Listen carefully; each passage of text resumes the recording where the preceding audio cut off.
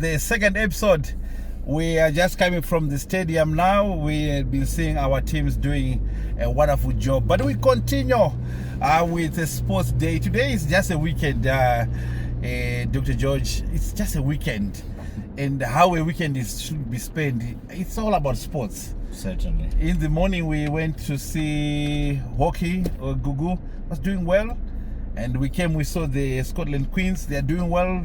Also the boys academy, they're doing well. So where are we going now? So now we're going to see George Jr. At St. George's College, where he's playing rugby.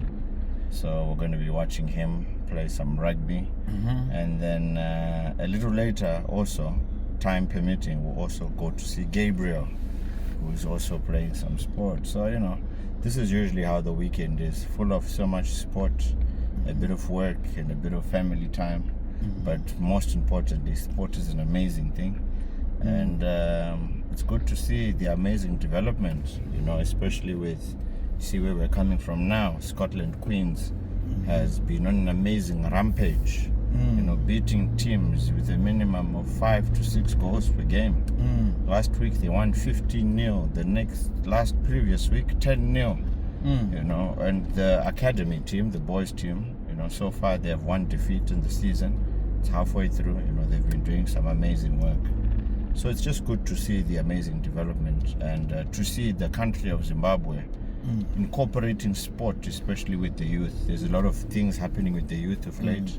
And if you can see the young girls, the young boys, something to keep them busy, something to keep them going, you know. Otherwise, were they not these sports teams and competitions, you know, an idle mind, it's the greatest enemy of the devil. So much is happening. It's great to see the amazing development in the country of Zimbabwe. Oh, so wow. So, you know, one of the things, key take, which I saw on the Scotland Queens, they are doing an amazing job. And when I was seeing you talking to the technical team, it seems like they are still disappointed because the team currently is, I think, on 5 or 6-0, but they are still not happy. Yeah. What could be the drive and the energy behind for them to have that hunger? Because if one team has scored already 6 goals or 5 goals, but there's no celebration at the bench, and even the players, if you had seen, they're not really celebrating. What do you think has come to these players? If you were a player, or if what could be the coach has told these Queens? What is the driving factor? So, you know, the drive has come from the founder and the president of the clubs, you know, Honorable Scott Sakupanya and Mrs. Sakupanya, who's the president of the Scotland Queens. You know, they've really incentivized the teams to perform at a high standard. So as you saw when it was 3-0, when they scored, they went in quickly, got the ball. 4-0, they quickly went in and got the ball to put it back so that they can continue. So it's that hunger. It's that last time we did 15, this time we want to do better. So it's a drive that, you know, 2-0 is not enough. And I think with that type of mentality, it keeps the players wanting, not being comfortable. As the visionary leader said that one goal is not enough. We need to truly win without doubt. And this is what all the teams, as you can see, there's a lot of passion, there's a lot of resilience, there's a lot of we can do better. So one is not enough. So that's the instilled mindset that's in the young boys and the young girls teams. And that hunger is what has caused them to be who they are today. Yeah. And tomorrow we have a game with the Hard Rock, the main team.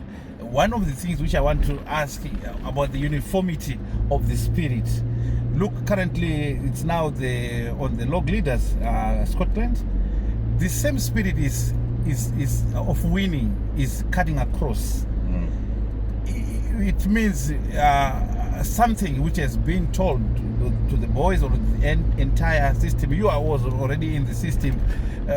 What's your great take from the fire and inspiration which is coming across? The fire is blazing the same. There is a uniformity, spirit of winning. Yeah. So again, you know, we want to look at what soccer was like 5 years ago and what it is today. And you know, as much as people may say this or that, but to be very honest, Scotland has truly brought back soccer. And you know, that's a special salute and shout out to Honorable Scott Sakupanya and the amount of investment he's given into the game of sport. There was no team paying players locally like Scotland is now. Truly speaking, other teams have also taken notes and also begin to appreciate their own players. You know, currently in the league, we've got 15 plus internationally based players from outside the country of Zimbabwe playing in our league. And so many more are going to be coming in very soon. So it shows you that soccer has changed. It's no longer, you know, they kick the ball forward. There's a lot more charisma in the sport. But like I said, you know, we need to appreciate the investment made by Honorable Scott, and other teams who have also followed suit. You know, of course, you know, Scotland is building its own stadiums, not just in Maputo, but you know, we also want to give a salute to Chawanda Stadium. You know, they've also created, so if you can see the buzz in how sport is being acknowledged in the country. You know, there are many key players who are really making that sport become, you know, so Honorable Scott has really brought and incentivized the players. So you don't need to leave the country. You can make it here in Zimbabwe. Yes. As long as they are remunerated well. So, you know, because of that, across board, from our small junior academies, you know, players get kits, get boots, they are empowered to show their talent. And that alone has also made the players want to give back by giving their best and playing at their best ability, to also give back to Honorable Scott for that. Wow. So a big shout out to Honorable Scott for the great vision, and I tell you, this is an amazing time for us.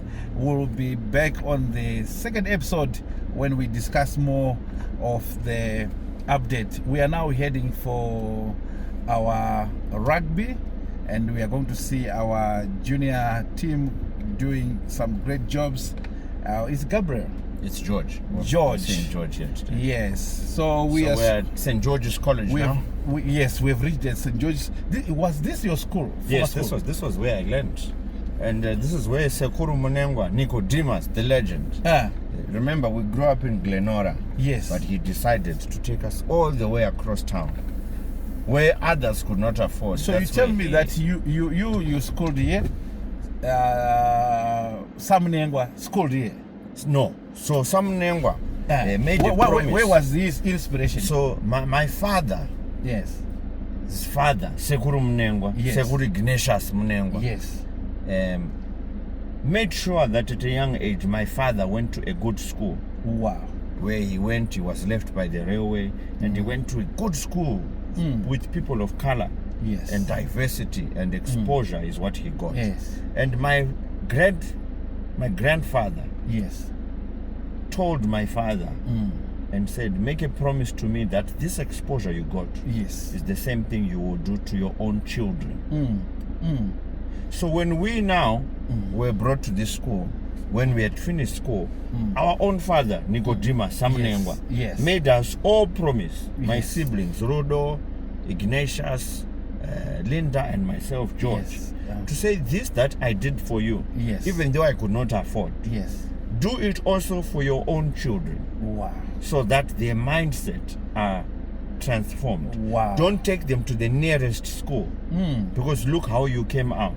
Yes. Look how my father did this and I was exposed. Yes. And I came out a better person. Wow. I could speak English. I could relate with people of Wow. multicolor and racial. Wow. So we also are honoring the word by Sekuru Munengwa. Wow. To make sure that because I went to this school, Yes. I also take my kids not just to an ordinary school, Yes. but also to This a is school. standard Because school, we are yes. moving on with the tradition and the promises we made. So which means this is now intergenerational promise, intergenerational legacy, Yes. which has been passed from generation to generation. So you get exposed. So what are the three key things which you say you learned more, which you are now applying in your daily life at St. George's School? So an amazing school this is. I mean, I went all the way from primary until I finished my O-levels. And then, of course, I didn't do too well in my O-levels. I had to repeat. Then I went to Prince Edward and I finished my A-level. But key things I learned here was that you have to have respect. So you see, as we walk around, the children will lift their hats, they will acknowledge. There's a reverence. You don't greet someone with your hat on. So there are some basic ethics that you are taught to respect. Here the motto is ex fiducia. Right? What does that for mean? the greater glory of God. Wow. And one of the mottos for St. George's is you need to be men for others. Wow. All right. So respect is number one. Number two, when you see how you relate with people, you know, your association determines your destination. So the fellow friends I went to school with, even up until now, we remain friends even after school. And that has, you know, transformed into so many things. Wow. And third, but lastly, you know, the Jesuit ethos that you learn in this school. You know, it's amazing to see that you learn principles that keep your values as a Christian. You know, you go to church, no matter which religion you are, it's a Christian school. So the values, the biblical principles that you are taught ultimately make you become a man of stature and a man of value. So a school is not a school without having some things that you can take away in your daily life. Certainly. So to those watching us on live on TV or all our social media handles, we are going to be back. I think in a few minutes we are going to show you at St. George's, and we are going to do a small documentary, and we see the kids and show you the amazing place. St. George's is just next to the State House of Zimbabwe.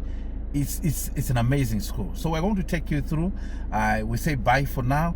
We see you on the next episode. Bye, back to the studio.